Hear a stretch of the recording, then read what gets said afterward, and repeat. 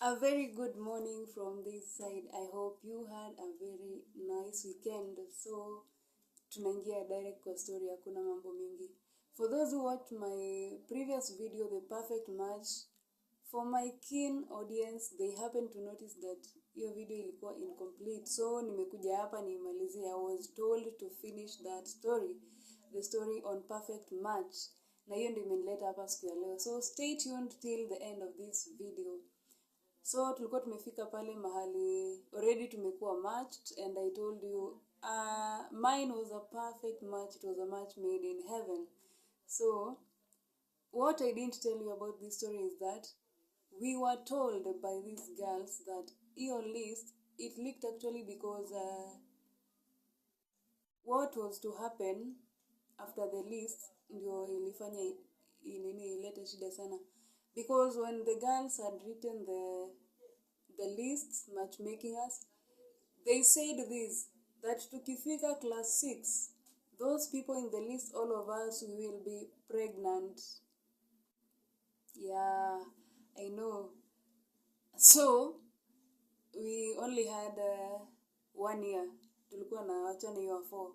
So we had our grade 5. Then when getting to grade 6, we were all supposed to be pregnant. That is according to the girls' details that they had match made.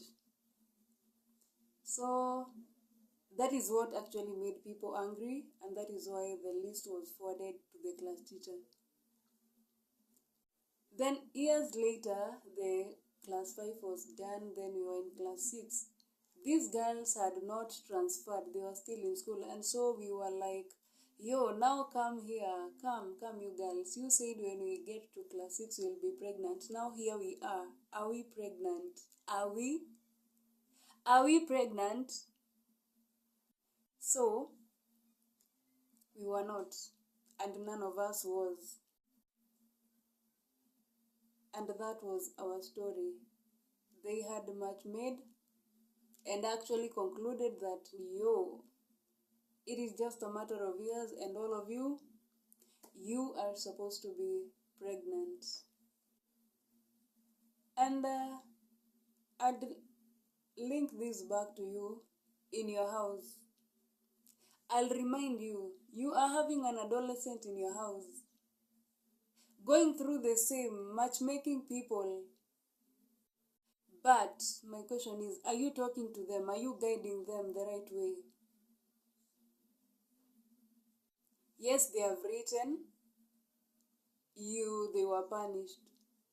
But how does punishing them help?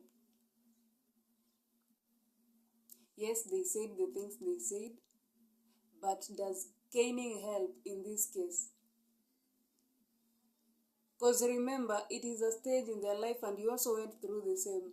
The only thing here that works is you have a talk with them, and that will guide them all through. And parents, most of them, they shy off from talking to their kids. Because I also remember in high school when we were in Form 4, we had to go to the principal and tell her that we need a new biology teacher. Because the one we had, I'm sorry to say, but she was a woman, but she couldn't tell us anything. She would hide some details. When we ask questions, she will not answer them. Either she'll ignore. So what we did, we requested and we were given a male teacher who could tell us everything. And I'm sure there is a parent going through the same.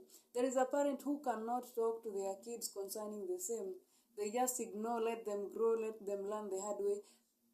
If you're able to talk to them, let them not learn the hard way, and you can tell them.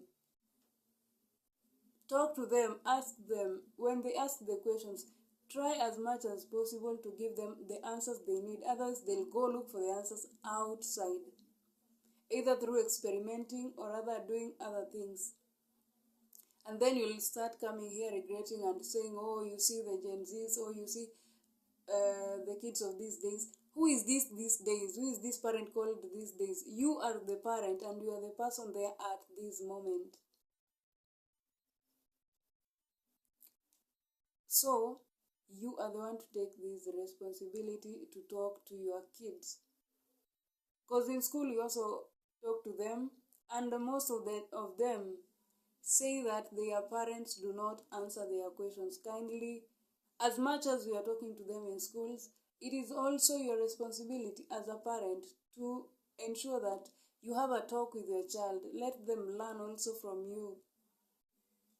Yeah, and it will help them out growing as adolescents, so that when they go to the high schools, they'll be good and better people in the society who will come to also have the talks with their kids, and make them not make the mistakes that were being made earlier because the parents could not talk. Don't be silent. Don't ignore their questions. It is a stage in life that is very hard. And if not guided well, we'll end up having adolescents doing things that are crazy out here.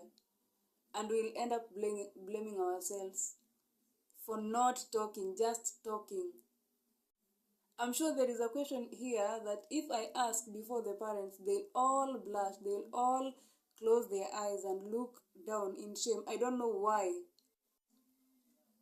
So if we get ashamed of such, who will talk to our kids? Who will talk to our kids? Who will advise them? Who will they ask these questions? Should they experiment? Kindly parents, let's have a talk with our kids. I'll keep insisting on this. Keep talking with your kids. Because there comes a time when they grow and they become silent, they withdraw. They can now not talk to you because you didn't bring this bond earlier when they could talk to you. In a fika stage, they just mute, and you wonder what is happening to my child. Start it early, start now.